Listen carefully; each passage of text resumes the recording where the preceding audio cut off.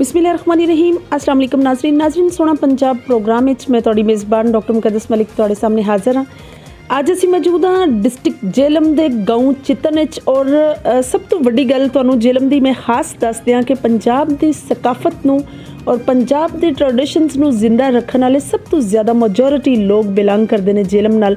और सब तो वड्डी सकाफत जिहड़ी है वो बैलों का उखाड़ा है और उस उखाड़े च सब तो ज़्यादा जिहड़ा है टोंबी का एक प्रोसैस है, क्योंकि बैलों का जिहड़ा गेम है ये डिफरेंट एक्साम का हुंदा है। हर इलाका जिहड़ा है अपनी अपनी ट्रेडिशनस के मुताबिक जिहड़ा है अपनी सकाफत नूं अपने विरसे नूं सामने लोगों के पेश करता है। लेकिन जेहलम, गुजरात, मंडी बहाउद्दीन, नारोवाल ये चंद इलाके ऐसे ने जिथे सब तो ज़्यादा टोंबी बैल का उखाड़ा होंदा है, जिहदे च टोंबी गेम जिहड़ी है वो सब तो ज़्यादा मद्देनज़र रखी जाती है। अज साडे नाल जिहड़ी शख्सियत मौजूद ने उस पंजाब की इस सकाफत नूं जिंदा करने वाले बहुत मारूफ सकाफती निज़ाम नूं सस्टेन रखने वाले चौधरी मुहम्मद बूटा जिहड़े एक्स मैंबर जिला कौंसल रहे ने, पाकिस्तान तहरीक इंसाफ के रहनुमा ने, उन्होंने बेटे ने मेरी मुराद चौधरी सोहेल नदीम साहब ने जिहड़े अमेरिकन सिटीजन ने, अमेरिका के नैशनैलिटी होल्डर भी ने, ओवरसीज़ भी ने और पाकिस्तान की सकाफत नूं और स्पैशली पंजाब की सकाफत नूं बहुत अच्छी तरह जिंदा किया ने अपने इलाके ना सिर्फ उन्होंने रोल समाजत बल्कि सकाफत नूं फरोग देने बहुत अहम रोल है जिहड़ा कि साड़ी पंजाबियों की सब तो वड्डी निशानी हुंदी है। आओ नाजरीन असी चौधरी सोहेल नदीम साहब को पूछने हाँ कि उन्होंने अपनी सकाफत नूं सस्टेन रखने वास्ते किस तरह एफर्ट करनी पई, इस तो अलावा उन्होंने हाबीज़ की ने और सब तो वड्डी गल है कि पाकिस्तान तहरीक इंसाफ के सपोर्टर ने उन्होंने वालिद गिरामी तो सियासी नुक्ता नज़र नालों अपनी की राय देंदे। अस्सलाम वालेकुम जी, की हाल है जी? वालेकुम अस्सलाम, बिस्मिल्लाहिर्रहमानिर्रहीम जी। ठीक ठाक तो मोस्ट वेलकम तुसीं साडे इस जिहड़ा मौजे चितन च तशरीफ लाए तो अपना कीमती टाइम सानू दिता। बिल्कुल कि जिस तरह थोड़े वालिद गिरामी सियासत भी सन, कल्ले बाई भी सन, समाजत नूं भी फरोग देंदे सन, बिजनेस नूं भी लैके चल रहे सन। उन्हां दा ब्रिक्स कंपनी का बिजनेस सी। बचपन तो जवानी तक सफ़र किस तरह गुजरिया, एजुकेशन कितों हासिल की, सकाफत का शौक किस तरह पैदा होया? बेसिकली बजुर्ग साडे जिहड़े ने वो मतलब बचपन तो असीं देख रहे हैं कि उन्होंने बैलों नाल काफ़ी लगाव सी ते उस तो पहला मतलब वो छोटे होंदे ही साडे दादा जिहड़े फोत हो गए, अल्लाह नूं प्यारे हो गए तो फिर वालिद साहब साडे जिस तरह पुराने ज़माने लोग जिम्मेदारी करते सन तो उस टाइम साडे वालिद साहब ने जोगदाना दी बनाई वाही वास्ते जिस तरह खेती बाड़ी आस्ते उत्थों फिर बजुर्गां साडियां नूं जिहड़ा है शौक पैदा होया ते टोंबी वाल जिहड़ा दाना दा फिर अखाड़े शुरू होए तो फिर उधर जाना होया तो काफ़ी मतलब ये कि बजुर्गां साडियां मेहनत की, फिर पट्ठे लाए तो काफ़ी दुश्वारियां आईयां लाइफ विच, क्योंकि बजुर्ग साडे कल्ले ने, साडियां 7 पुश्तां कल्लियां ने, दादा पड़दादा सब तो असी 4 भाई हाँ तो बस जिहड़ा है ना बजुर्गां ने काफ़ी स्ट्रगल की, फिर सानू जिहड़ा है वो एजुकेशन वास्ते इस्लामाबाद वगैरह भेजा। बिल्कुल सही। सोहेल नदीम साहब, अगर रवायात की गल करिए तो सकाफत नूं सब तो ज़्यादा फरोग देने जेहलम के लोगों का और इत्थे दे रहने वालियां दा बड़ा हत्थ है। बैल का उखाड़ा और स्पैशली टोंबी का जिहड़ा एक स्पैशल एक मेला या फैसटीवल कराया जाता वे, अजकल वो फैसटीवल अरूज ते वे तुसीं भी 30 नूं करवा रहे हो तो ये शौक तुहानूं किस तरह डिवेलप होया अपने वालिद गिरामी तो या तुहानूं देख के दिल कीता कि इस ट्रेडिशनस नूं वधाया जाए? देखो कि साडे माशरा जिहड़ा है काफ़ी मतलब लोग पैसे का अच्छा भी इस्तेमाल है, बुरा भी है, लेकिन असी अपने वालिद कोलों यही सीखिया कि वह तुसी जिहड़ा वो नाले तो एक साडा ट्रेडिशनल है, दूसरा मतलब सकाफत है, फिर बजुर्गों का शौक सी, फिर उत्थों उन्होंने देख के सानू भी शौक पैदा होया तो असी भी फिर इस फील्ड जिहड़ा है वो आए तो स्टडी भी नाल की, फिर शौक नूं भी उजागर किया। हुण बेसिकली बजुर्गों के शौक नूं लैके असी जिहड़ा है तो बाकी बेसिकली कोशिश ये है साडी कि मतलब होर किधरे मतलब गलत जगह पैसे लाण नालों अपने शौक नूं ट्रेडिशनल नूं जिहड़ा वो उजागर किया जाए। बहुत मैं बड़ा ऑब्जर्व किया है कि जिस टाइम गेम हो रहा हुंदा बैलों का या इन्हां नूं प्रैक्टिस कराई जा रही हुंदी है तो इन्हां दी अखां दे उत्ते कपड़ा वगैरह जिहड़ा बन दिता जाता है, उहदे नाल की तस्वर किया जाता है और बैलों नूं किस तरह जिहड़ा एक चीज़ हुंदी है कि उन्हां नूं टेम्ड करना किस तरह टेम्ड किया जाता है? बेसिकली कह रहे हो अखां ते कवर उन्होंने कहा जाता है खोपे। अच्छा। ਤੇ ਉਹ ਉਹਨਾਂ ਨੂੰ ਅਸੀਂ ਦਿੰਦੇ ਆ ਖੋਪੇ ਤੇ ਫਿਰ ਉਹਨਾਂ ਨੂੰ ਖੋਪੇ ਰੱਖ ਕੇ ਉੱਪਰ ਪੱਟੀ ਬੰਨ੍ਹਦੇ ਆ।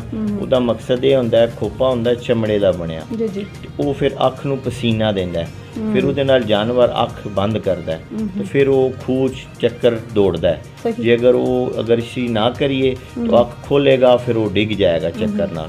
ਤੇ ਬੇਸਿਕਲੀ ਉਹਦਾ ਹੈ ਸਾਡਾ ਜਿਹੜਾ ਨਾ ਹੁੰਦਾ ਖੋਪੇ ਦਾ, ਜਿਸ ਵਜ੍ਹਾ ਤੋਂ ਅਸੀਂ ਉਹਨਾਂ ਨੂੰ ਪੱਟੀ ਤੇ ਉਹ ਬੰਨ੍ਹੇ ਜਾਂਦੇ। ਬਿਲਕੁਲ ਸਹੀ। ਸੋਹੇਲ ਸਰ, ਜਦੋਂ ਤੁਸੀਂ ਆਪਣਾ ਇਹ ਗੇਮ ਸਟਾਰਟ ਕਰਦੇ ਹੋ ਤੇ ਬੈਲਾਂ ਨੂੰ ਪੰਜਾਲੀ 'ਚ ਜੋਇਆ ਜਾਂਦਾ ਹੈ, ਉਹਨਾਂ ਨੂੰ ਕਿਸ ਤਰ੍ਹਾਂ ਜੋਇਆ ਜਾਂਦਾ ਹੈ ਔਰ ਕਿਸ ਤਰ੍ਹਾਂ ਉਹਨਾਂ ਨੂੰ ਟਾਈਟਲੀ ਬੰਨ੍ਹਿਆ ਜਾਂਦਾ ਹੈ? ਖੁਦਾ ਨਾ ਖਾਸਤਾ ਅਗਰ ਟਾਈਟਲੀ ਉਹਨਾਂ ਨੂੰ ਪੰਜਾਲੀ 'ਚ ਨਾ ਜੋਇਆ ਜਾਏ ਤਾਂ ਕਿਆ ਇਸ ਗੇਮ ਨੂੰ ਸਸਟੇਨ ਰੱਖ ਸਕੀਦਾ ਜਾਂ ਅੱਗੇ ਵਧਾ ਸਕੀਦਾ, ਜਾਂ ਉਹਨਾਂ ਨੂੰ ਇੱਕ ਪ੍ਰੋਪਰ ਤਰੀਕੇ ਨਾਲ ਬੰਨ੍ਹਿਆ? ਇਹ ਵੀ ਇੱਕ ਤਕਨੀਕ ਕਹਿਲਾਈ ਜਾਂਦੀ ਹੈ। ਜੀ ਜੀ, ਇਹ ਬੇਸਿਕਲੀ ਇਹ ਪੰਜਾਲੀ ਜਿਹੜਾ ਨਾ ਮੁਖਤਲਿਫ ਚੀਜ਼ਾਂ ਦੀ ਅਸੀਂ ਮਦਦ ਲੈਂਦੇ ਹਾਂ। ਪੰਜਾਲੀ ਬੇਸਿਕਲੀ ਲੱਕੜੀ ਦੀ ਹੁੰਦੀ ਹੈ, ਉਹਦੀਆਂ ਚੀਜ਼ਾਂ ਹੁੰਦੀਆਂ ਨੇ। ਪੂਰੀ ਪੰਜਾਲੀ ਜਿਹੜੀ ਹੈ ਬੇਸਿਕਲੀ ਉਹਦੇ 'ਚ ਲੱਕੜ ਦੇ ਮੁੱਠੀਏ ਹੁੰਦੇ ਨੇ, ਠੱਠ ਹੁੰਦੀ ਹੈ ਉੱਪਰ, ਉਹਨੂੰ ਪੰਜਾਲੀ ਉਹਨੂੰ ਜੂਲਾ ਕਿਹਾ ਜਾਂਦਾ ਹੈ। ਫਿਰ ਸਾਈਡਾਂ 'ਤੇ ਲੋਹੇ ਦੇ ਅਸੀਂ ਗੱਤੇ ਪਾਉਂਦੇ ਹਾਂ ਉਹਨੂੰ, ਜਿਹਦੇ ਨਾਲ ਫਿਰ ਅੱਗੋਂ ਰੱਸੇ ਹੁੰਦੇ ਨੇ ਜਿਹੜਾ ਉਹਨੂੰ ਕਿਹਾ ਜਾਂਦਾ ਕਨੇਰਨਾ। ਫਿਰ ਇੱਕ ਹੁੰਦੀ ਹੈ ਵੇਲ ਪਿੱਛੇ ਜਿਹੜੀ ਅਸੀਂ ਗਾਦੀ ਨਾਲ ਬੰਨ੍ਹਦੇ ਹਾਂ, ਤੇ ਉਹ ਪੰਜਾਲੀ ਮਤਲਬ ਕਾਫੀ ਮਜ਼ਬੂਤ ਬਣੀ ਹੋਈ ਹੁੰਦੀ ਹੈ, ਕਿਉਂਕਿ ਖਤਰਨਾਕ ਹੈ। ਇੱਕ ਸਾਈਡ 'ਤੇ ਖੂਹਾਂ ਹੈ, ਇੱਕ ਸਾਈਡ 'ਤੇ ਖੂਹੇ ਦੇ ਉਹ ਸੰਦਰ ਨੇ, ਚਬਕਲੀ ਢੋਲ ਹੈ। ਅਤੇ ਮਤਲਬ ਬੇਸਿਕਲੀ ਅਸੀਂ ਉਹ ਇਸ ਤਰ੍ਹਾਂ ਉਹਨਾਂ ਨੂੰ ਟਾਈਟ ਕੀਤਾ ਹੁੰਦਾ ਹੈ ਕਿ ਪੂਰੀ ਸੇਫਟੀ ਦਾ ਖਿਆਲ ਰੱਖਿਆ ਜਾਂਦਾ ਹੈ। ਅਤੇ ਉਸ ਦੇ ਵਜ੍ਹਾ ਨਾਲ ਪੰਜਾਲੀ ਜਿਹੜਾ ਉਹ ਇਸਤੇਮਾਲ ਹੁੰਦੀ ਹੈ, ਜਿਹਦੇ ਨਾਲ ਅਸੀਂ ਬੈਲ ਦੌੜਾਉਂਦੇ। ਕੂਆ ਜਿਹੜਾ ਪਾਣੀ ਦੀ ਮਿਕਦਾਰ ਉਹਦੇ 'ਚ ਕਿਸ ਤਰ੍ਹਾਂ ਸਸਟੇਨ ਰੱਖੀ ਜਾਂਦੀ? ਕਿਆ ਉਹਦੇ ਅੰਦਰ ਬਹੁਤ ਗਹਿਰਾ ਕੂਆ ਹੁੰਦਾ ਜਿਹੜਾ ਬਹੁਤ ਪੁਰਾਣੇ ਜ਼ਮਾਨੇ 'ਚ ਬਣਿਆ ਹੁੰਦਾ ਸੀ, ਲੋਕ ਉਹਦੇ ਤੋਂ ਪਾਣੀ ਲੈਂਦੇ ਸਨ? ਕਿਆ ਉਸੇ ਤਰ੍ਹਾਂ ਦੀ ਪ੍ਰੋਸੈਸ ਹੈ ਜਾਂ ਡਿਫਰੈਂਟ, ਜਾਂ ਤੁਸੀਂ ਇਹ ਖੁਦ ਬਣਾਇਆ? ਜੀ, ਇਹ ਬੇਸਿਕਲੀ ਉਹ ਹੀ ਪ੍ਰੋਸੀਜਰ ਹੁੰਦਾ ਸਾਰਾ ਕਿ ਕੂਆ ਜਿਸ ਤਰ੍ਹਾਂ ਪਹਿਲਾਂ ਜ਼ਮਾਨਿਆਂ 'ਚ ਹੁੰਦੇ ਸਨ, ਫਿਰ ਇਹ ਲੋਕ ਪਹਿਲੇ ਜ਼ਮਾਨਿਆਂ ਵਿੱਚ ਇਸ ਕੂਏ 'ਚੋਂ ਪਾਣੀ ਕੱਢ ਕੇ ਖੇਤੀਬਾੜੀ ਕੀਤੇ ਜਾਂਦੇ ਸਨ, ਫਸਲਾਂ ਨੂੰ ਪਾਣੀ ਦਿੱਤਾ ਜਾਂਦਾ ਸੀ। ਇਹ ਬਿਲਕੁਲ ਸੇਮ ਉਹੀ ਸਿਸਟਮ ਹੈ, ਸਭ ਕੁਝ ਹੈ। ਲੇਕਿਨ ਜਿਹੜੀ ਉਹ ਢੋਲ ਜਿਹੜੀ ਚਬਕਲੀ ਹੈ ਅਤੇ ਫਿਰ ਅੱਗੇ ਲੱਠ ਹੁੰਦੀ ਹੈ, ਉਹਦੇ ਉੱਤੇ ਟਿੰਡਾਂ ਹੁੰਦੀਆਂ ਨੇ, ਉਹਨਾਂ ਨੂੰ ਕਿਹਾ ਜਾਂਦਾ ਲੋਟੇ ਨਮਾ ਬਣੇ ਹੁੰਦੀ ਹੈ। ਉਹਦੇ 'ਚ ਪਾਣੀ ਦੀ ਮਿਕਦਾਰ ਆਉਂਦੀ ਹੈ, ਮਤਲਬ ਪਹਿਲੇ ਹੁੰਦੀ ਸੀ 5 ਕਿਲੋ ਦਾ ਲੋਟਾ, ਹੁਣ ਦੌੜ ਵਾਸਤੇ ਅਸੀਂ ਉਹਨਾਂ ਦੀ ਕੁਆਂਟਿਟੀ ਘੱਟ ਕੀਤੀ ਹੈ। 5 ਤੋਂ ਅਸੀਂ 3 ਜਾਂ 2 ਕਿਲੋ ਦੇ ਉਹ ਲੋਟਾ ਇਸਤੇਮਾਲ ਕਰੀ ਜਾਂਦੇ, ਉਹਨੂੰ ਬੇਸਿਕਲੀ ਅਸੀਂ ਟਿੰਡਾਂ ਕਹਿੰਦੇ ਹਾਂ।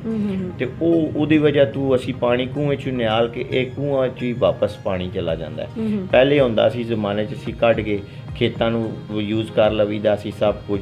ਲੇਕਿਨ ਜਦੋਂ ਦੀ ਮਤਲਬ ਇਹ ਰੇਸ ਵਿੱਚ ਜਾਂ ਬੈਲ ਦੌੜਾਉਣੇ ਸ਼ੁਰੂ ਹੋਏ, ਖਾੜੇ ਟੋਂਬੀਆਂ ਸ਼ੁਰੂ ਹੋਈਆਂ, ਤੇ ਫਿਰ ਇਹ ਪਾਣੀ ਬੇਸਿਕਲੀ ਕੂਏ ਦੇ ਵਾਪਸ ਹੀ ਚਲਾ। ਜਿਸ ਤਰ੍ਹਾਂ ਤੁਸੀਂ 30 ਅਕਤੂਬਰ ਨੂੰ ਇੱਕ ਫੈਸਟੀਵਲ ਕਰਵਾ ਰਹੇ ਹੋ, ਹਰ ਸਾਲ ਫੈਸਟੀਵਲ ਕਰਵਾਉਂਦੇ ਹੋ, ਇਸ ਫੈਸਟੀਵਲ ਜਾਂ ਗੇਮ ਦਾ ਰੂਲਸ ਰੈਗੂਲੇਸ਼ਨਸ ਕੀ ਨੇ ਔਰ तमाम ਖਿਡਾਰੀਆਂ ਨੂੰ ਕਿਸ ਤਰ੍ਹਾਂ ਤੰਬੀਹ ਕੀਤੀ ਜਾਂਦੀ ਕਿ ਉਹ ਆਪਣੇ ਆਪਣੇ ਦਾਇਰਾਕਾਰ ਸਿਸਟਮ ਜਾਂ ਉਹਦੇ 'ਚ ਰੂਲਸ ਰੈਗੂਲੇਸ਼ਨ ਨੂੰ ਫਾਲੋ ਕਰਨ?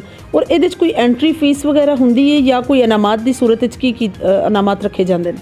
ਇਹ ਬੇਸਿਕਲੀ ਇਹਦੀ ਜਿਹੜਾ ਇਹ ਐਂਟਰੀ ਜਿਹੜਾ ਉਹ ਤਾਂ ਕੋਈ ਨਹੀਂ ਹੁੰਦੀ ਹੈ ਜੀ। ਸਾਡੇ ਇਹ ਬੇਸਿਕਲੀ ਸਕਾਫਤ ਹੈ ਅਤੇ ਅਸੀਂ ਭਾਈ ਸਾਰੇ ਦੋਸਤ ਯਾਰ ਮਿਲ ਕੇ ਇਸ ਨੂੰ ਜਿਹੜਾ ਉਹ ਫੈਸਟੀਵਲ ਨੂੰ ਔਰਗਨਾਈਜ਼ ਕੀਤਾ ਜਾਂਦਾ ਹੈ। ਇਸ ਦੀ ਇਬਤਦਾ ਇਸ ਤਰ੍ਹਾਂ ਹੁੰਦੀ ਹੈ ਕਿ ਪਹਿਲਾਂ ਮਤਲਬ ਅਸੀਂ ਜਿਤਨੇ ਬੈਲਾਂ ਦੇ ਦੌੜਨ ਵਾਲੇ ਲੋਕ ਹੁੰਦੇ ਨੇ, ਜਿਨ੍ਹਾਂ ਨੂੰ ਪਤਾ ਹੁੰਦਾ ਸਾਡੇ ਇਲਾਕੇ 'ਚ ਆਇਆ ਬੰਦੇ ਨੇ ਬੈਲ ਰੱਖੇ ਨੇ ਖੂਹ ਵਾਸਤੇ, ਉਹਨਾਂ ਨੂੰ ਬਕਾਇਦਾ ਅਸੀਂ ਉਹ ਸੱਦਾ ਭੇਜਦੇ ਹਾਂ, ਬਕਾਇਦਾ ਅਸੀਂ ਕਾਰਡ ਛਪਵਾਉਂਦੇ ਹਾਂ। ਉਹ ਲੋਕਾਂ ਦੇ ਸਾਡੇ ਸਮਝੋ ਪਿੰਡਾਂ ਦੇ ਨਾਈ ਜਿਵੇਂ ਜਾਂਦੇ ਨੇ, ਉਹ ਜਾ ਕੇ ਹਾਂਜੀ ਸ਼ਾਦੀ ਦਾ ਹੀ ਮਾਹੌਲ ਹੈ ਕਹਿ ਲਓ, ਅਤੇ ਉਹ ਦਿੰਦੇ ਨੇ। ਫਿਰ ਅਸੀਂ ਉਹ ਸਾਰੇ ਭਾਈ ਆਉਂਦੇ ਨੇ, ਅਸੀਂ ਉਹਨਾਂ ਦੇ ਖਾਣੇ ਦਾ ਇੰਤਜ਼ਾਮ ਕੀਤਾ ਹੁੰਦਾ, ਉੱਥੇ ਬੈਠਦੇ ਨੇ, ਫਿਰ ਆਪਣਾ ਆਪਣਾ ਨਾਂ ਲਿਖਾਉਂਦੇ ਨੇ ਕਿ ਮੈਂ 2 ਜੋੜੀਆਂ ਭਜਾਣੀਆਂ ਨੇ, 3 ਭਜਾਣੀਆਂ ਨੇ, ਉਹ ਫਿਰ ਨੰਬਰ ਲਿਖੇ ਜਾਂਦੇ ਨੇ। ਫਿਰ ਉਹ ਬੇਸਿਕਲੀ ਹੁਣ ਅਸੀਂ ਕਰਾ ਰਹੇ ਹਾਂ 30 ਨੂੰ, ਇੱਥੇ ਸਾਡੇ 60 ਜੋੜੀਆਂ ਜਿਹੜੀਆਂ ਨੇ ਨਾ ਉਹ ਦੌੜਨਗੀਆਂ। ਉਹਨਾਂ ਦੀ ਕੁਰਅੰਦਾਜ਼ੀ ਹੁੰਦੀ ਹੈ, ਪਰਚੀਆਂ 'ਤੇ ਨੰਬਰ ਪਾ ਕੇ ਰੱਖੇ ਜਾਂਦੇ ਨੇ। ਉਹ ਫਿਰ ਨਾਂ ਨਾਲ ਆਉਂਦੇ ਨੇ ਲੋਕ, ਉਹ ਫਿਰ ਚੁੱਕਦੇ ਨੇ ਇੱਕ ਇੱਕ ਨੰਬਰ। ਫਿਰ ਉਹ ਖਾੜੇ ਵਾਲੇ ਦਿਨ ਆਪਣੇ ਉਸ ਨੰਬਰ 'ਤੇ ਉਹਨਾਂ ਟਾਈਮ 'ਤੇ ਜਿਹੜਾ ਉਹ ਬੁਲਾਇਆ ਜਾਂਦਾ, ਫਿਰ ਉਹ ਉਸ ਟਾਈਮ 'ਤੇ ਦੌੜਾਉਂਦੇ ਨੇ ਉਹਨਾਂ ਨੂੰ। ਫਿਰ ਇਹ ਕਰੋ ਜਾਂਦਾ। ਫਿਰ ਉਸ ਤੋਂ ਬਾਅਦ ਜਿਸ ਵੇਲੇ ਦੌੜਦੇ ਨੇ, ਫਿਰ ਖਾੜੇ ਵਾਲੇ ਦਿਨ ਇਸ ਤਰ੍ਹਾਂ ਹੁੰਦਾ ਹੈ ਕਿ ਅਸੀਂ ਇੱਕ ਬਾਉਂਡਰੀ ਲਾਈਨ ਰੱਸੀ ਲਾ ਦਿੱਤੀ ਜਾਂਦੀ ਹੈ ਖੂਹ ਦੇ ਚਾਰੋਂ ਤਰਫ, ਅਤੇ ਉਸ ਰੱਸੀ ਤੋਂ ਬਾਹਰ ਹੀ ਜਿਹੜੇ ਮਾਲਕਾਨ ਦੌੜਾ ਰਹੇ ਹੁੰਦੇ ਨੇ, ਉਹਨਾਂ ਨੇ ਜਿਹੜਾ ਵਾ ਆਪਣੇ ਉਹ ਚੀਜ਼ਾਂ ਹੁੰਦੀਆਂ ਨੇ ਉਹਨਾਂ ਕੋਲ, ਛਣਕਣੇ, ਵਾਜੇ, ਢੋਲ, ਤੂਤੀਆਂ ਤੇ ਆਤਿਸ਼ਬਾਜ਼ੀ ਹੈ, ਪਟਾਕੇ ਵਗੈਰਾ, ਉਹ ਬੇਸਿਕਲੀ ਉਹ ਬੈਲਾਂ ਨੂੰ ਉਸ ਤੋਂ ਪਹਿਲਾਂ ਉਹਨਾਂ ਚੀਜ਼ਾਂ ਤੋਂ ਥੋੜ੍ਹਾ ਜਿਹਾ ਡਰਾਇਆ ਜਾਂਦਾ ਹੈ। ਜਿਸ ਵੇਲੇ ਪ੍ਰੈਕਟਿਸ ਦਿੱਤੀ ਜਾਂਦੀ ਹੈ ਉਹਨਾਂ ਨੂੰ ਖੋਪੇ ਦੇ ਵਿੱਚ, ਤੇ ਉਸ ਟਾਈਮ ਉਹ ਉਹਨਾਂ ਚੀਜ਼ਾਂ ਤੋਂ ਉਹਨਾਂ ਨੂੰ ਨਾ ਥੋੜਾ ਜਿਹਾ ਉਹਨਾਂ ਦੀ ਟ੍ਰੇਨਿੰਗ ਸਿਖਾਇਆ ਜਾਂਦਾ ਹੈ। ਹਾਲਾਂਕਿ ਨਾਰਮਲੀ ਇਹ ਕਿਹਾ ਜਾਂਦਾ ਹੈ ਕਿ ਬਿਲਕੁਲ ਖਾਮੋਸ਼ੀ ਇਖਤਿਆਰ ਕਰਨੀ ਹੈ, ਲੇਕਿਨ ਉਸ ਡਿਊਰੇਸ਼ਨ ਵਿੱਚ ਕਾਫੀ ਸ਼ੋਰ ਜਿਹਾ ਪੈਦਾ ਕੀਤਾ ਜਾਂਦਾ ਹੈ, ਢੋਲ ਇਹ ਉਹ ਸਾਰਾ ਬਿਲਕੁਲ ਸ਼ਾਦੀ ਜੈਸਾ ਮਾਹੌਲ। ਉਹ ਉਹਦੇ ਨਾਲ ਡਰ ਕੇ ਫਿਰ ਉਹ ਬੈਲ ਦੌੜਦੇ ਨੇ। ਤੇ ਉਹ ਬੇਸਿਕਲੀ ਸਾਡਾ ਜਿੰਨੇ ਵੀ ਇਹ ਹੁੰਦੇ ਨੇ ਫਿਰ ਟਾਈਮ ਹੁੰਦਾ ਹੈ 10 ਮਿੰਟ ਦਾ।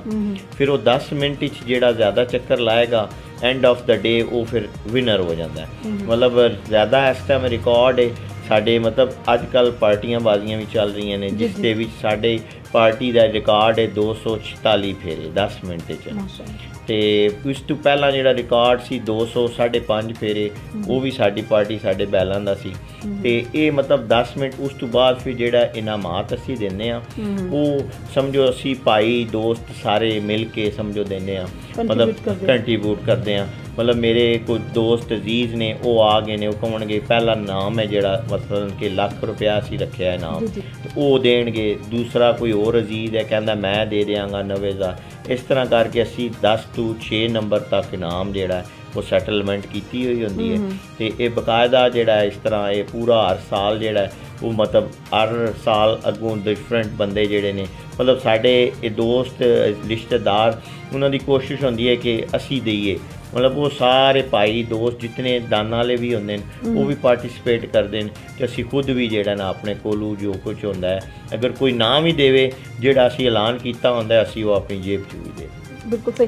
ਅੱਛਾ, ਸਿਖਾਣੇ ਦੇ ਦੌਰਾਨ ਵਿੱਚ ਮੈਂ ਬੜਾ ਦੇਖਿਆ ਕਿ ਨਾਰਮਲੀ ਜਿਹੜਾ ਖੁਦ ਮਾਲਕ ਹੁੰਦਾ ਹੈ ਜਾਂ ਜਿਹਦੇ ਬੈਲ ਹੁੰਦੇ ਨੇ ਉਹ ਖੁਦ ਵੀ ਦੌੜ ਰਿਹਾ ਹੁੰਦਾ, ਜਿਸ ਤਰ੍ਹਾਂ ਤੁਸੀਂ ਵੀ ਦੌੜ ਰਹੇ ਸੋ। ਅਤੇ ਇਹਦੇ 'ਚ ਕੋਈ ਐਕਸੀਡੈਂਟਲ ਖੁਦਾ ਨਾ ਖਾਸਤਾ ਵਾਕਿਆ ਹੋਣ ਦਾ ਖਦਸ਼ਾ ਨਹੀਂ ਹੁੰਦਾ ਔਰ ਡਿਫੀਕਲਟ ਨਹੀਂ ਹੁੰਦਾ, ਔਰ ਨਾਲ ਹੀ ਉਹਨੂੰ ਕਿਹੜੀ ਚੀਜ਼ ਨਾਲ ਟੱਚ ਕੀਤਾ ਜਾਂਦਾ ਕਿ ਉਹਦੀ ਰਫ਼ਤਾਰ ਹੋਰ ਤੇਜ਼ ਹੋ ਜਾਂਦੀ ਹੈ। ਜੀ ਬੇਸਿਕਲੀ ਜ਼ਾਹਿਰੀ ਗੱਲ ਹੈ, ਇਹ ਬੈਲ ਦੌੜਦੇ ਨੇ, ਟ੍ਰੇਨਿੰਗ ਕੋਈ ਵੀ ਚੀਜ਼ ਹੈ ਜਾਨਵਰ ਹੈ ਉਹਨੂੰ ਦੇਣੀ ਹੈ, ਉਹ ਤੁਸੀਂ ਉਹਦੀ ਸੋਚ ਨਾਲ ਚੱਲਣਾ ਪੈਂਦਾ ਹੈ। ਅਤੇ ਜਿਸ ਟਾਈਮ ਉਹ ਦੌੜ ਰਹੇ ਹੋਣ ਜ਼ਾਹਿਰੀ ਗੱਲ ਹੈ ਤੁਸੀਂ ਵੀ ਫਿੱਟ ਹੋਵੋਗੇ ਅਤੇ ਉਹਨਾਂ ਨਾਲ ਦੌੜੋਗੇ। ਅਤੇ ਬੇਸਿਕਲੀ ਇਹ ਵੀ ਤੁਹਾਡੀ ਇੱਕ ਪ੍ਰੈਕਟਿਸ ਹੀ ਹੁੰਦੀ ਹੈ। ਅਤੇ ਜ਼ਾਹਿਰੀ ਗੱਲ ਹੈ ਇਹਦਾ ਬੜਾ ਹੀ ਇਹਤਿਆਤ ਕਰਨੀ, ਇੰਜਰੀਆਂ ਵੀ ਹੁੰਦੀਆਂ ਨੇ, ਚੋਟਾਂ ਵੀ ਲੱਗਦੀਆਂ ਨੇ, ਬੈਲਾਂ ਥੱਲੇ ਵੀ ਆ ਜਾਈਦੇ, ਕਾਫੀ ਮਤਲਬ ਬੈਲਾਂ ਵੀ ਇੰਜਰਡ ਹੋ ਜਾਂਦੇ ਨੇ। ਅਤੇ ਉਹ ਕਾਫੀ ਚੀਜ਼ਾਂ ਦਾ ਜਿਹੜਾ ਖਾਸ ਇਸ ਚੀਜ਼ ਦਾ ਖਿਆਲ ਰੱਖਿਆ ਜਾਂਦਾ। ਸਹੀ। ਜਿਸ ਤਰ੍ਹਾਂ ਮਹਿਕਮਾ ਲਾਈਫ ਸਟਾਕ ਕੇ ਜਾਂਦੇ ਨੇ, ਇਹਨਾਂ ਦੀ ਹੈਲਥ ਵਾਸਤੇ ਹੈਲਥ ਔਰ ਫੂਡ ਦੋ ਚੀਜ਼ਾਂ ਬੜੀਆਂ ਇੰਪੋਰਟੈਂਟ ਨੇ। ਇਹਨਾਂ ਦੀ ਹੈਲਥ ਔਰ ਫੂਡ ਵਾਸਤੇ ਤੁਸੀਂ ਕੀ ਚੀਜ਼ ਇਹਨਾਂ ਨੂੰ ਖਾਣਾ ਸਪੈਸ਼ਲ ਕਿਹੜਾ ਦਿੱਤਾ ਜਾਂਦਾ ਹੈ ਔਰ ਹੈਲਥ ਦੇ ਹਵਾਲੇ ਨਾਲ ਇਹਨਾਂ ਨੂੰ ਕਿਸ ਤਰ੍ਹਾਂ ਸਿਕਿਉਰ ਕੀਤਾ ਜਾਂਦਾ ਹੈ? ਜੀ ਇਹਨਾਂ ਦੀ ਬਕਾਇਦਾ ਡਾਈਟ ਹੁੰਦੀ ਹੈ, ਕਿਉਂਕਿ ਇਹ ਵੀ ਸਪੋਰਟਸਮੈਨ ਨੇ ਅਤੇ ਇਹ ਐਥਲੀਟਸ ਨੇ। ਅਤੇ ਬੇਸਿਕਲੀ ਇਹਨਾਂ ਨੂੰ ਅਸੀਂ ਡਾਈਟ ਐਸੀ ਦੇ ਦਿੱਤੀ ਜਾਂਦੀ ਹੈ ਕਿ ਇਹਨਾਂ ਦੇ ਮਸਲਸ ਬਣਨ, ਨਾ ਕਿ ਇਹਨਾਂ ਨੂੰ ਚਰਬੀ ਚੜ੍ਹੇ। ਬਿਲਕੁਲ ਇਹਨਾਂ ਦਾ ਅਸੀਂ ਇਹਨਾਂ ਨੂੰ ਦੁੱਧ ਵਗੈਰਾ, ਘੀ ਵਗੈਰਾ, ਅੰਡੇ, ਇਸ ਤਰ੍ਹਾਂ ਦੀਆਂ ਪ੍ਰੋਟੀਨ ਵਾਲੀਆਂ ਚੀਜ਼ਾਂ ਵੀ ਦਿੰਦੇ ਹਾਂ। ਜਿਹੜਾ ਚਾਰਾ ਅਸੀਂ ਇਸਤੇਮਾਲ ਕਰਦੇ ਹਾਂ ਉਹ ਭੂਸਾ ਲੈ ਕੇ ਉਹਦੇ ਵਿੱਚ ਅਸੀਂ ਜਿਹੜਾ ਵਾ ਉਹਨੂੰ ਬੇਸਿਕਲੀ ਇਹ ਭੋਜ ਜਿਹਨੂੰ ਕਹਿੰਦੇ ਹਾਂ ਅਸੀਂ, ਉਹ ਲੈ ਕੇ ਕਣਕ ਦਾ ਵਿੱਚ ਉਹਦੇ 'ਚ ਚਨੇ ਹੁੰਦੇ ਨੇ, ਗੰਦਮ ਹੁੰਦੀ ਹੈ, ਬਾਜਰਾ ਹੁੰਦਾ ਹੈ, ਉਹ ਅਸੀਂ ਪਿਸਾਇਆ ਹੁੰਦਾ, ਉਹ ਉਹਨਾਂ ਨੂੰ ਪਾਵੀਦਾ। ਫਿਰ ਇਹ ਕਪਾਹ ਦੇ ਬਨੋਲਾ ਜਿਹਨੂੰ ਕਹਿੰਦਾ ਜਾਂਦੇ ਨੇ, ਅਸੀਂ ਕਹਿੰਦੇ ਹਾਂ ਪੰਜਾਬੀ 'ਚ ਪੇਵੇ, ਉਹ ਵੀ ਇਹਨਾਂ ਨੂੰ ਪਾਏ ਜਾਂਦੇ ਨੇ। ਫਿਰ ਇਹਨਾਂ ਦੀ ਮਾਲਿਸ਼ ਹੁੰਦੀ ਹੈ, ਕਾਫੀ ਇਹਨਾਂ ਦਾ ਇਹਨੇ ਟੇਕ ਕੇਅਰ ਕੀਤੀ। ਮਤਲਬ ਇਹ ਤਾਂ ਸਭ ਤੋਂ ਮਹਿੰਗਾ ਤਰੀਨ ਸ਼ੌਕ ਨਹੀਂ ਕਿ ਕਾਫੀ ਮਤਲਬ ਇੱਕ ਇਨਸਾਨ 'ਤੇ ਇੰਨੀ ਤਵੱਜੋ ਨਹੀਂ ਕੀਤੀ ਜਾਂਦੀ ਜਿੰਨੀ ਮਤਲਬ ਬੈਲਾਂ 'ਤੇ ਕੀਤੀ ਜਾਂਦੀ? ਜੀ ਉਹ ਮੈਂ ਅੱਗੇ ਅਰਜ਼ ਕੀਤਾ ਕਿ ਇਹ ਵੀ ਐਥਲੀਟ ਨੇ ਅਤੇ ਕੋਈ ਵੀ ਗੇਮ ਲੈ ਲਓ ਤੁਸੀਂ, ਕ੍ਰਿਕਟ, ਹਾਕੀ, ਫੁੱਟਬਾਲ, ਉਹਦੇ ਵਾਸਤੇ ਸਪੈਸ਼ਲ ਉਹਨਾਂ ਨੂੰ ਡਾਈਟ ਟ੍ਰੇਨਿੰਗ, ਇਹ ਵੀ ਉਸੇ ਤਰ੍ਹਾਂ ਇਹਨਾਂ ਨੂੰ ਟ੍ਰੇਨਿੰਗ ਦਿੱਤੀ ਜਾਂਦੀ ਹੈ। ਫਿਰ ਇਹਨਾਂ ਦਾ ਡਾਈਟ ਦਾ, ਫਿਰ ਇਹਨਾਂ ਦਾ ਬਹਿਣ ਦਾ, ਖਲੋਣ ਦਾ, ਹਰ ਚੀਜ਼ ਦਾ ਜਿਹੜਾ ਉਹ ਖਾਸ ਖਿਆਲ ਰੱਖਿਆ ਜਾਂਦਾ। ਇਹਨਾਂ ਦੇ ਪੈਰ ਵੀ ਅਸੀਂ ਧੋਈਦੇ ਨੇ, ਫਿਰ ਉਹਨਾਂ ਨੂੰ ਅਸੀਂ ਸਾਫ਼ ਕਰਨੇ ਆ ਹਰ ਚੀਜ਼, ਕਿਉਂਕਿ ਪੈਰਾਂ ਨਾਲ ਇਹਨਾਂ ਦੌੜਨਾ ਹੈ। ਅਤੇ ਲੱਤਾਂ ਨਾਲ ਫਿਰ ਮਾਲਿਸ਼ ਕਰਾਈ ਜਾਂਦੀ ਹੈ ਰਾਤ ਨੂੰ ਅਸੀਂ ਇਹਨਾਂ ਨੂੰ। ਫਿਰ ਇਹਨਾਂ ਦਾ ਕਾਫੀ ਜਿਹੜਾ ਉਹ ਜਿੱਥੇ ਅਸੀਂ ਇਹਨਾਂ ਨੂੰ ਬੰਨ੍ਹਣਾ ਹੈ ਸਫਾਈ ਦਾ ਵੀ ਖਾਸ ਖਿਆਲ ਰੱਖਿਆ ਜਾਂਦਾ ਹੈ। ਜਿਸ ਤਰ੍ਹਾਂ ਅਸੀਂ ਆਪ ਰੱਖਦੇ ਹਾਂ ਇਸ ਤਰ੍ਹਾਂ ਉਹਨਾਂ ਨੂੰ ਵੀ ਰੱਖਦੇ ਹਾਂ। ਬਿਲਕੁਲ ਸਹੀ। ਇਸ ਤੋਂ ਇਲਾਵਾ ਤੁਹਾਡੇ ਕੋਈ ਹਾਬੀਜ਼ ਹੈ ਨੇ ਕਿ ਜਿਹੜਾ ਬੰਦਾ ਗੇਮ ਵਿੱਚ ਆਉਂਦਾ ਓਬਵੀਅਸਲੀ ਉਹ ਬਾਕੀ ਕਾਫੀ ਐਸੀਆਂ ਮੁਜ਼ਰ ਚੀਜ਼ਾਂ ਤੋਂ ਤੇ ਪਰਹੇਜ਼ ਕਰਦਾ, ਇਸ ਤੋਂ ਇਲਾਵਾ ਕੀ ਹੌਬੀਜ਼ ਨੇ ਤੁਹਾਡੇ? ਜੀ ਬੇਸਿਕਲੀ ਸਕੂਲ ਕਾਲਜ ਦੇ ਵਿੱਚ ਤੇ ਮੇਰੀ ਹੌਬੀ ਸੀ ਫੁੱਟਬਾਲ। ਅਤੇ ਉਸ ਤੋਂ ਬਾਅਦ ਫਿਰ ਜਿਸ ਵੇਲੇ ਸਕੂਲ ਕਾਲਜ ਛੋੜਿਆ ਆਏ ਨਾਲ ਫੁੱਟਬਾਲ ਵੀ ਰੱਖਿਆ, ਫਿਰ ਇਹ ਬੈਲਾਂ ਵੱਲ ਵੀ ਮਤਲਬ ਆ ਗਏ ਅਸੀਂ। ਅਤੇ ਬੇਸਿਕਲੀ ਹੁਣ ਮੇਨ ਹੌਬੀ ਸਾਡੀ ਬੈਲ ਹੀ ਰਹਿ ਗਈ ਹੈ। ਅਤੇ ਪਹਿਲੇ ਫੁੱਟਬਾਲ ਵੀ ਖੇਡਿਆ ਜਾਂਦਾ ਸੀ, ਅਤੇ ਮਤਲਬ ਇਹ ਬੇਸਿਕਲੀ ਹੌਬੀ ਹੁਣ ਮੇਨ ਜਿਹੜੀ ਹੈ ਸਾਡੀ ਉਹ ਬੈਲ ਹੀ ਹੈ ਨੇ, ਬੈਲ ਹੀ ਤਾਂ। ਬਿਲਕੁਲ ਸਹੀ। ਜਿਸ ਤਰ੍ਹਾਂ ਤੁਸੀਂ ਓਵਰਸੀਜ਼ ਜ਼ਿਆਦਾ ਪਾਕਿਸਤਾਨ ਤਹਿਰੀਕ ਇਨਸਾਫ ਨੂੰ ਸਪੋਰਟ ਕਰ ਰਹੇ ਨੇ, और इमरान खान साहब के विजन बड़ा लाइक कर रहे हैं। जेलम की पोजीशन है पाकिस्तान तहरीक इंसाफ की, तो की लगता है कि आने वाला दौर जो है वो PTI इतों विन करेगी? जी इंशाल्लाह असी भी ओबियसली जेड़ा यंग जनरेशन जितनी भी है तो इमरान खान नाल है, असी भी चेंज चाहते हैं कि साढ़े मुल्क च आवे। तो पिछले जिहड़ी इमरान खान साहब ने जितना अरसा गुजारिया है उहदे च काफ़ी उन्हें चेंजिंग कीतियां ने। ते असी बेसिकली जिस तरह ओवरसीज़ रहंदे हैं ते आउंदे हैं ते अगे सानू सहूलत सी कि वोट कास्ट कर लवीए, तो हुण जिहड़ी नवी हुकूमत आई है उन्हें पाबंदी लाई है, तो सानू तो बिल्कुल अच्छा नहीं लगा कि असी उत्तों पैसा लियाने इत्थे सकाफत नूं उजागर करने लोगों की हैल्प करने अपने भी मतलब दादा पड़दादा की शौकां नूं करने ते असी ओवरसीज़ ज़्यादा कि इत्थे टाइम स्पेंड करने साढ़े वास्ते एंटरटेनमेंट है।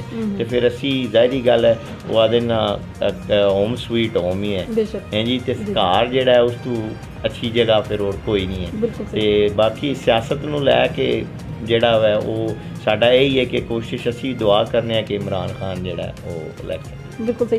ओवरसीज़ दे होने दे नाते जो अमेरिकन सिटीजन के रूप होंदे हो या अपनी जॉब के ड्यूरेशन होंदे हो और एक विलजर्स होने के नाते झटका माहौल जो आते हो तो की डिफरेंस नोट करते हो?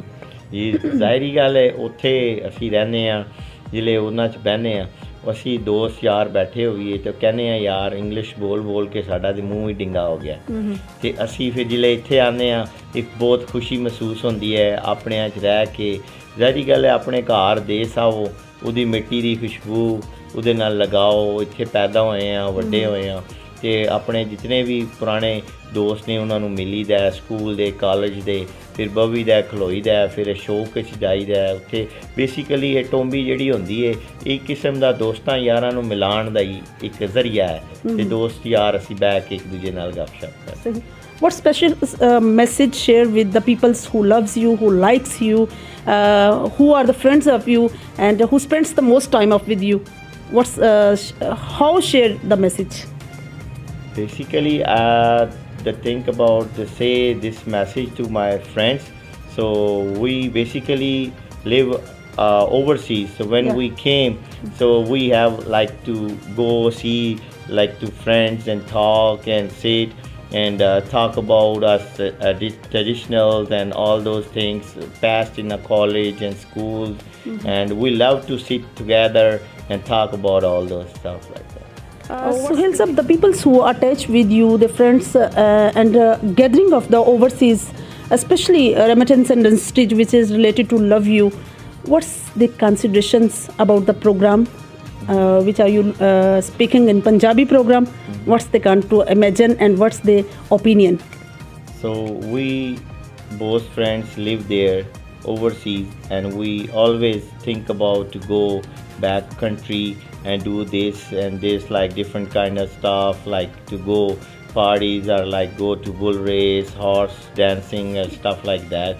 So when we sit together always we talk about that and we miss always village, country and everything like that.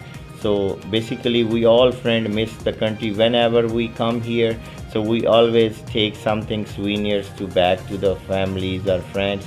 So then we get together when I go back, then we arrange the party and all my friends come there and we sit and talk and he asking about me, so what you do there for like how many days you stay, where you go, where you spend, which city you go.